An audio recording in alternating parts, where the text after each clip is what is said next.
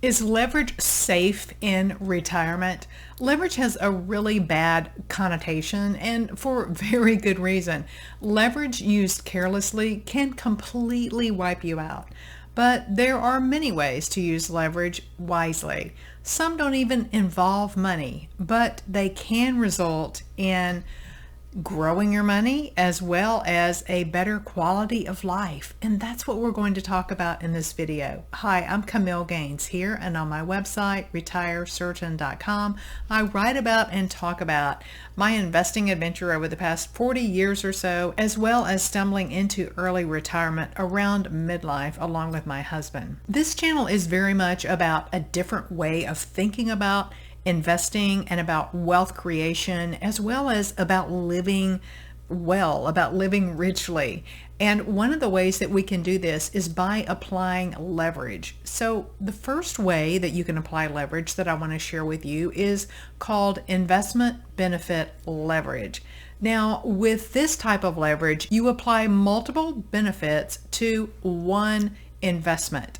I like to call these triple wealth builders, and you can even have up to octuple wealth builders. So that would be one asset or one investment that has 8 benefits to it. Triple wealth builders, octuple wealth builders, and everything in between are covered in detail in my upcoming investing program, How to Retire When You Want and Fund Your Desired Lifestyle. You can get notified when I release this program at the link on my website, retirecertain.com/LMK for Let Me Know. Okay, now let me give you an example of what I'm talking about with these triple and quadruple, etc. wealth builders. So one investment ends up having several benefits. So usually with traditional investing, we think of investing for either income or for capital appreciation or growth. So to build wealth or to get income. And that's just how traditional investing is sort of structured and done. So with these triple wealth builders and up, you get additional benefits. So an example might be something like municipal bonds. And with municipal bonds, you're investing for your main objective, usually of income, unless you're doing some kind of trend following and you're trying to grab some kind of capital gain. But usually your primary objective with municipal bonds is for income, but then you're getting a secondary benefit, and that is that the income is tax-free. So you have that extra benefit. In the municipal bond example, I'm just giving really 2 benefits from that, unless you were also able to capture a capital gain from that. And that can absolutely happen. You may have heard the story about my dad who bought municipal bonds that were yielding up to 25% tax-free in the early 1980s because interest rates were so high then. He also got capital gains because everyone was afraid of debt, and there was a lot of risk associated with these bonds, municipal bonds. They were municipalities in Texas for developments that provided utilities. So long story short, there were a lot of benefits with that. So you can, with municipal bonds, my point, also invest at times where you have many benefits other than just income and tax benefits from municipal bonds. And that's sort of a lot of what I'm about, is looking beyond traditional investing at different ways that you can strategically build wealth and or live the lifestyle that you desire. Okay, so that is the first way that you can use leverage, because you're using that one investment for all these different benefits. So you're probably already doing this some and maybe don't even realize it. So look at all of your investments and look and see specifically what benefits am I getting from these different investments. So that's investment benefit leverage. Let's look at the next type of leverage that's safe to use during retirement, and that is strategy leverage. With strategy leverage, you look at what's working and you do more of what's working with your time and or your investment capital. So an example of this might be allocating more capital to an investment strategy that's working really well for you. Now, I mention this with caution, and that caution is that to consider, why is the strategy doing well? Is it doing well because it's a great investment strategy that should weather all different market environments and economic conditions and that type of thing? Or is it doing well because it just happened to catch a bull market and it's gone up, like we've seen in the 1990s decade, and we saw again in the 2010 to 2020 decade, where everything was going up, right? So separate why it's working well. Is it working well because it happened to be at a really good time to invest in stocks like most people did?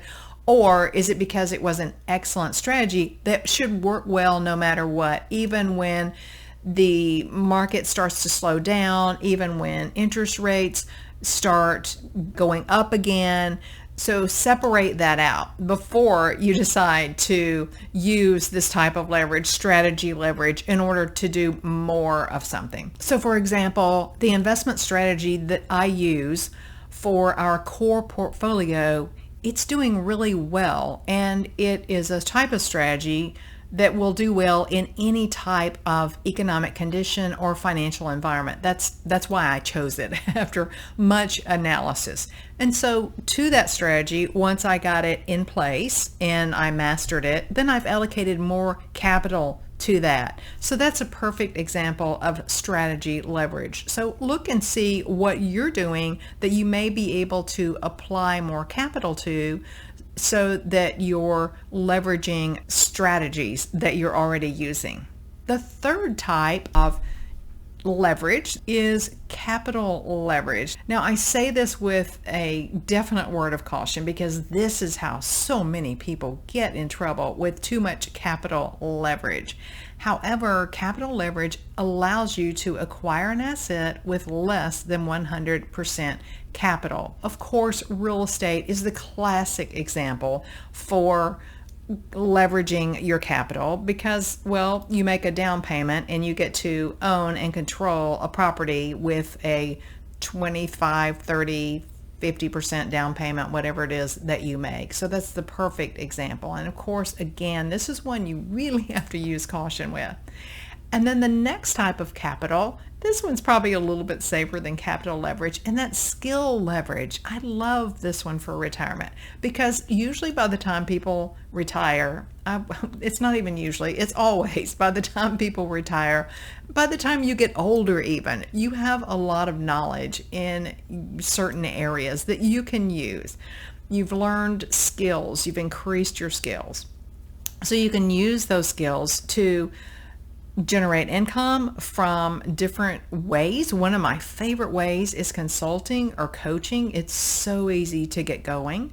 Now, let me give you an example of this. If you were doing consulting for just 4 hours, one afternoon or one morning a week at $125 an hour, that would be earning additional $2,000 a month, because there are really little to no expenses in generating income from consulting. Now, let's say that if someone was retired and they were making 3% retirement withdrawals, and from that they were getting $2,000 a month. Now, I'm not going to call that income like a lot of people do. That's really withdrawals from your retirement account. It could be income, but it could be your deposits, or it could be the compounding of. Regardless, you're withdrawing 3%, stay with me, 3% from your retirement account. And you're going to say, aha, now I see where she was going with this. Okay, so you withdraw 3%, and say that that gives you $2,000 a month, whatever we want to call it. That would be like you had another $800,000 in capital. So by generating just another income stream of some sort outside of your traditional investment retirement account, then it's like you've accumulated much more wealth. Now, granted, you're not always going to want to do consulting, but consulting is something that can be done well into old age, and it's something that's quite enjoyable. speaking from experience, and it's something that keeps you marketable and generates income. So that's a perfect way to use skill leverage. Another example is if you are outsourcing online. A lot of people now outsource their skills at websites like Upwork and so many other places where you can do that. So if you were outsourcing and you use those same skills that you had from your career, you didn't need to learn anything new. You didn't need to get a new degree. You didn't need to do anything. You're just using those same skills. So that's another example of skill leverage. We can also use skill leverage with our investing, just like with the example that I gave with the real estate. If you buy one real estate property, then you could buy another real estate property and you wouldn't need to learn more about how to do this. You've already developed that skill. This can be applied to so many different investments, something like an online business. A lot of people generate income from content-based websites. So once you acquire that skill, then you can leverage that skill to make more income. The next category, and let me just jump over here to skill leverage. I skipped that one. And let me point out I'm using a little different format here. And I looked at the woods. I was trying to think of something that would be really nice during retirement. And I don't know about you, but I love to go for walks in the woods. So I was thinking it would be so nice in your free time to be able to just go for a nice hike in the woods that are in this PowerPoint. So that's why that was selected. So let's look at the last type of leverage we're going to cover that's safe to use in retirement, and that's time leverage. So with this type of leverage, you only use your time for the best use of your time. This can apply to things that you enjoy, or it can apply to money. And an example of this is, let's say that if you'll apply yourself to learning how to invest better, you'll be able to get better investment returns. The leverage comes when you get someone else to do things that have a higher reward by you doing them. Perfect examples are running errands or cleaning your house or maybe going to the grocery store. Those things can all be outsourced cheaply. And you could get a much better outcome, much better results if you spent that time investing or tracking your investments or improving your finances. So think of how you're spending your time, and outsourcing or delegating just immediately allows you to leverage your time. We can make more money, but we can't really make more time, but we can when we do this, because it frees us up to focus on those higher level things that will result in changes in our lives. Going to the grocery store is not going to have a big impact on your life. And I get that in retirement, it can feel wrong or funny to outsource. You feel like you need to do everything yourself. But in retirement, it's also super important to focus on your finances as well as to do things that you enjoy in your life. So if you're in a place where you can delegate things so that you can enjoy your life more, that's another way to use time leverage. Now, all this is related to the course that I've got upcoming. As I mentioned, remember, you can get notified when I release that course. It's coming up in just a few weeks. I'm almost done. retirecertain.com / that's hard to say, /LMK for let me know. And if I've already launched the course, you can still go there. I'll make a note to let you know where to go to get the course once I do launch it. Thanks for watching, and remember, retire certain.